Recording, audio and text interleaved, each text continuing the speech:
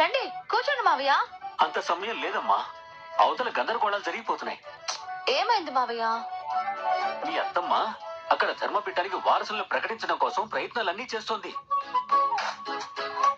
ఊరి జనాలందరూ వచ్చి మీ తర్వాత ధర్మపీఠానికి వారసులు ఎవరు అని అడిగారు.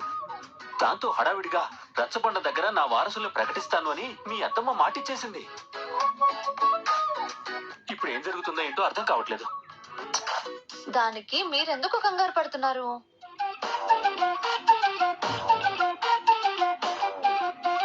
అనేది అత్తమ్మ చూసుకుంటుంది.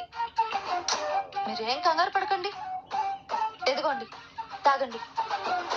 నేను ఒక పక్క ఉడికిపోతున్నాను, నువ్వు మళ్ళీ వేడివేడిగా టీ ఇచ్చి తాగమంటావేంటమ్మా? నా పరిస్థితి నీకు అర్థం కావట్లేదు.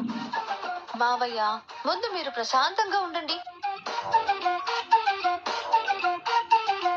ఇప్పటిదాకా నా వారసులు ఎవరా అని అందరూ ఉత్కంఠతో ఎదురు చూశారు. నా కోడలు సింధూరనే నా వారసురాలు అని ప్రకటిస్తున్నాను.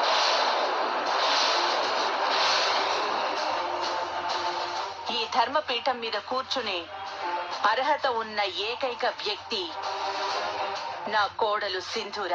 ఒక్క నిమిషం అండి.